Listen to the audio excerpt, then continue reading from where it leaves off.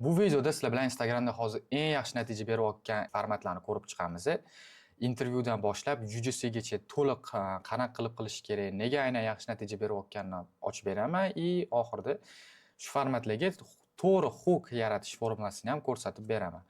Hop, bunda boshlaymiz. 5 ta formatdan birinchisi o'zimiz ham ishlatadigan format, bu intervyu formati. Ko'rsanglar bo'ladi. Odamlarga samimiy bo'lgan videolar yoqadi. Shuning uchun masalan agar ekspertiza yo o'zingiz qanaqadir faqatgina reklamli video emas, o'sha videoni chiroyli, qiziqarli darajada auditoriyaga yetkazib bermoqchi bo'lsangiz, intervyu formatidan foydalanganingiz yaxshi. Masalan, o'zimizning primerimizda ko'rsataman. Oddiy stretch plyonka bizneslarga stretch plyonka sotishadi bu klientimiz. Ular bilan zavodligisiga borib, batafsil intervyu formatida videolar olganmiz. Natijada aynan shu intervyu formatidagi videolarimiz samimiy bo'lgani uchun ancha yaxshi prosmotr yig'gan, lidlarimiz ham arzonroq tushgan. Bu yerda o'zim turibman. Mana bu yerda orqamda turgan narsa qimmat laboratorniy uskuna hisoblanadi. Stretch plyonkani tekshirish uchun xuddi shu narsani masalan o'zlari ham olib chiqsalar bo'lardi. Shunaqa laboratorniy narsamiz bor, yo lekin unchalik qiziq bo'lmagan bo'lardi auditoriyaga. O'zlarini ham unchalik kamerada gapirish bo'yicha op'atlari katta bo'lgani uchun qiziqarsiz video bo'lib qolardi. Shuning uchun o'zim chiqib, intervyu formatida suhbat qurib, shu narsa shuncha pul turar ekan, nima qilib bera oladi bu narsa o'zi, nimaga kerak deb chiqib gapirganlarim ancha odamlarga qiziqarli bo'lgan. Shuning uchun ham ko'proq prosmotr yig'gan, ham lidlarimiz arzonroq tushgan. Bunda ko'rsangiz bo'ladi, ham Asror aka boshqa katta mana shu shaxsiy brendchilar ham bundan foydalanib kelgan. Farqi yo'q, siz shaxsiy brend qurasizmi, qanaqadir target uchun video olasizmi, chisto o'zi profilingiz uchun video olasizmi, intervyu formatidan foydalanganingiz yaxshi. Chunki aytganimdek, samimiy chiqadi. Hop, keyingisi bu oddiy telefonda olingan videolar.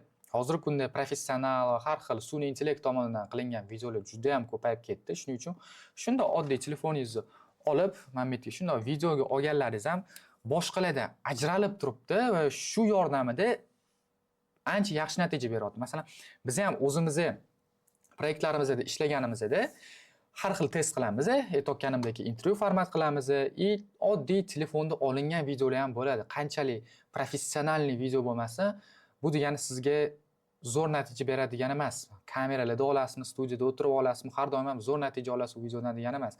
Siz oddiy shunday telefonda olingan videongizni qo'yib yuborsangiz, farqi yo'q, targetgami yo o'z profilingizgami, ancha yaxshi natija beradi. O'zimizning ham holatda ko'p kuzatilgan professionalniy videodan ko'ra oddiy shu telefonda olingan videolar lidlari arzon va sifatliroq chiqqan. Shuning uchun har doim professionallik bo'lish harakat qilmang. Orada samimiy shunaqa telefonda olingan videolarni qilib turganingiz yaxshi. Keyingisi bu o'zimga ham bitta yoqadigan format, yarim format bo'ladi. Bular tim более обучающий kontentni juda ham zo'r ishlaydi. Masalan, pastda turadi, odam nimadir haqida gapiradi va tepada o'sha gapirayotgan narsalaringizni to'liq tushuntirib berasiz. Bu o'zi boshida chet elda ko'paygan format bo'ladi. Hozir o'zimiznikilar juda ko'p mana shu yarim formatli ishlatishyapti. O'zimizda ham ko'rsangiz bo'ladi. Bu yerda intervyu format qilib 50-50, ya'ni yarim format qilganmiz. Bu videomiz ham узкий nishi bo'lganda ham где-то 30 mingta prosmotr yig'gan. Bu 50-50 formatda qanaqa qilib ishlatishingiz mumkin. Qanaqadir mavzuni tanlaysiz, o'sha mavzu bo'yicha o'z uchun chizib olasiz va o'sha narsani tushuntirib berishga harakat qilasiz. Bosqichma-bosqich nima qilish kerak, birinchi qadam va ikkinchi qadam, uchinchi qadam nima, hammasini tushuntirib berasiz. Odamning e'tiborini oddiy kameraga qaraganingizdan ko'ra yaxshiroq tortadi. Yo'kida faqatgina обучающий emas, balki har xil mavzularni tanlaganingizda 50-50 qilib tepada o'sha mavzuga yarasha bo'lgan videolarni, to есть birollarni chiqarishingiz ham mumkin. Bu ham ancha удержанияni oshiradi. Keyingi format, menga ham bu eng yoqtirgan formatlarimdan bittasi, bu storytelling formati hisoblanadi. Storytelling formati bu qaysidir ko'plar o'ylaydiki, storytelling bu faqatgina qanaqadir o'tirib olib ertagini gapirib berish yo hayotingiz haqida qanaqadir istoriya. Bunaqa ham to'g'ri, lekin storytellingga o'zi mahsulotingizni sotayotganingizda ham ishlatsangiz bo'ladi. Bitta targetolog videosi bor, menda juda ham menga yoqib qolgan o'sha, hozir sizlarga ko'rsataman. Я сломал жизнь одному таргетологу. Дело в том, что я залетел в крупный проект, в котором уже работал действующий таргетолог и параллельно с ним запустил свои связки. Первую неделю клиент возникал, ведь мои лиды были в 2 раза дороже, но как только все циклы сделок подошли к концу и посыпались продажи, мы наглядно увидели, что мои креативы принесли в 8 раз больше продаж. Xullas, qisqacha tushuntirganda, bu targetolog, bu bola targetolog hamma mana o'zimizdagi targetologga o'xshab studiyada o'tirib, oddiy taklifini olgan videolar qilishi mumkin edi, lekin aynan storytelling format qilgan. Ko'rishingiz mumkin, boshida men bitta targetologga hayotini sindirib qo'ydim deb boshlayapti. Hook sifatida u yog'iga etib ketyapti. Tam 1,5 minutlik, 2 minutlik video chiqqan, lekin shundan aytishi bo'yicha ancha muncha klient olgan va lead narxi ham arzon bo'lgan. Bunaqa format hali O'zbekistonda unchalik ko'p emas, storytelling formatda. Shuning uchun любой sohaga adaptatsiya qilib aytib bersa bo'ladi. Mediada bo'lasizmi, B2B'da bo'lasizmi, qanaqadir может universitetlarga ham adaptatsiya qilganmiz. Storytelling to'g'risini aytaman, real yaxshi natija beradi. Olish kerak, foydalanish kerak. Bu ham sezayotgan bo'lsangiz, samimiy format hisoblanadi. Bu yerda hammasi telefonda olingandan intervyu, storytelling hammasi maksimalni naturalni aytib berish kerak. Unaqa professionalniy bo'lib ketishi ham kerak emas. Unaqa mantiqiy so'zlar ham shart emas. Prosta o'tirib stories aytib berasiz va oxirida sekin offeringizga olib borasiz. Hop, endi 5-formatimiz UGC, User Generated Content. Bu degani perevodi bilan bizani o'zimizni klientlarimiz, mijozlarimiz tomonidan qilingan kontent bo'ladi. Bu yerda qanaqadir produktingiz bo'lsa, blogerlarga barter bo'yicha yo reklama olganingizda UGC dan foydalansangiz bo'ladi. Mana ko'rsak bo'ladi. Tayyorlayotgan bu shirinligimning nomi vatrushka deyiladi. Idishimizga sut, shakar va drojani solib, pinchik bilan. Xo'p, mana bu yerda ko'rib turgan multipak produktlarimiz bu reklama bo'lgan. Ya'ni o'zligisi mana bu yerda ovqat pishirayotganda ko'rsatib, ishlatib qilgan narsasi bu UGC bo'ladi. Buni har xil turi bo'lishi mumkin. Kosmetikada hozir juda ham ko'p UGC content qilishadi. Har xil unpacking, unboxing, UGC bo'ladi. Blogerlarga berasiz, ular o'zi ishlatib ko'rib, otziv sifatida video qiladi. Hozirgi kunda bular ham zo'r ishlayapti. Nega? Chunki odamlarga ishonadi. Siz qanchalik chiqib zo'r gaplar gapirib chiqmasangiz, sifatli, zo'r produktim demasangiz, baribir ham odamlar otziv, xuddi o'ziga o'xshagan odamlar ishlatganini ko'rib ishonishni boshlaydi. Shuning uchun agar sizda qanaqadir commodity produktlar bo'ladi, kosmetikami, masalan, stretch plyonka ham qilganmiz. Shunaqa produktlar bo'lsa, blogerlarga berishingiz mumkin. Yo barter bo'yicha yo mijozlaringiz otziv videolar qilib bersa, bular ham zo'r hozir leadlar bo'yicha, sotuvlar bo'yicha olib kelyapti. Keyingisi endi hookni to'g'ri yaratish. Bu любой bitta video qanchalik yaxshi video qilmasangiz, hookingiz yaxshi bo'lmasa, hammamiz bilamizki, video bo'ldi, jiqishga kerak emas degani. Xo'p. Unda birinchi narsa hook qo'yganda bu patternni buzish. Ya'ni nima degani, kutilmagan qanaqadir harakat bo'lishi kerak. Hozir sun'iy intellektlar ham shunaqa narsa qilishyapti. Sun'iy intellektdan qanaqa qiziqarli B-rolllar, futajlar yaratib, o'shani videoga vstavka qilib qo'yishyapti. Shu narsa boshqalardan ajralib turadi. Patternni buzish degani hamma studiyada o'tirib videolar olgan bo'lsa, siz prosta ko'chaga chiqib, skameykada o'tirib, telefonda video olishingiz mumkin. Shunda siz birovlardan ajralib turasiz.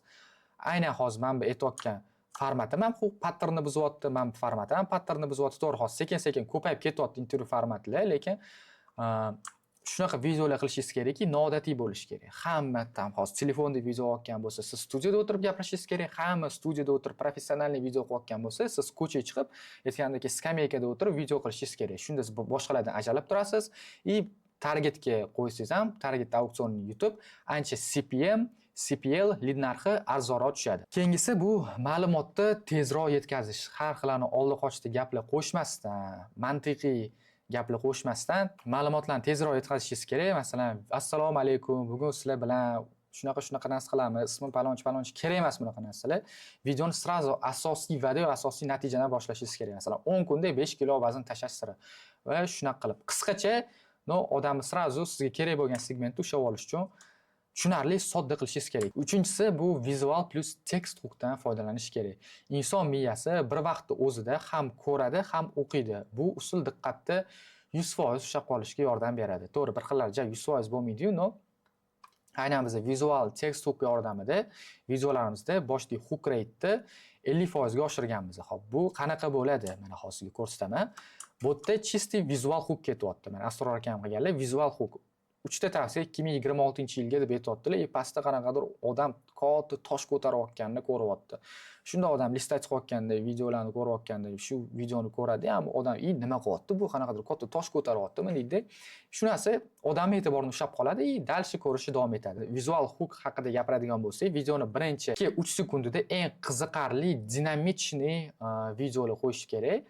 Shunda odam e'tiborini tortadi. Text hook bu ya'ni sarlavha. Ekranga katta va tushunarli harflar bilan videoni asosiy ma'nosini yozishingiz kerak. Sarlavha shunaqa bo'lishi kerak. Ovozsiz ko'rayotgan odamga video nima haqidaligini tushunishi kerak. Mana bu yerda qilganmiz. Qo'lda o'rash yokida robot nima farqi bor o'zimizning primerda. Politazer reklama qilayotganimizda. Bularni primerlarda 3 ta tavsiya 2026-yilda nima qilish kerak? Mana bular ham ishlatgan. 4 ta tilda sozlashaman, 4 ta tilda gaplashaman deyaptilar. How I spent $500,000 last month. Inglizcha content. Mana bu yerda ham hammasida sezayotgan bo'lsangiz sarlavha bor. Bu narsa odam e'tiborini tortishga yordam beradi. Ya'ni odam videoni ko'rayotganda nima haqida ekan bu videoda o'tirmaydi, sразу ham sarlavhadan o'qib tushunib olsa bo'ladi. Xo'p, menimcha tushunarli bo'ldi deb o'ylayman. Xudo xolasa mana shu 4-inchisiga o'tyapmiz. Kerakli narsasi endi bu ssenariyni soddalashtiring. Murakkab terminlar, har xil adabiy til, uzun gaplar odamni charchatadi. Odamlarga chista yoqmaydi bunaqa narsalar. Bitta narsani tushunib olishimiz kerak.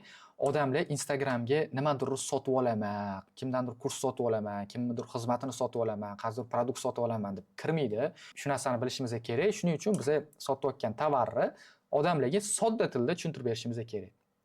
Vaqacha kerak emas, qiyin terminlar bo'lishi shart emas. Sodda, tushunarli, eng asosiysi 7 yoshdan 70 yoshgacha tushunadigan qilib ssenariy tuzishimiz kerak. Shunaqa qilib, bugun qisqacha bo'lsa ham, xudo xolasa, foydali video bo'ldi deb o'ylayman.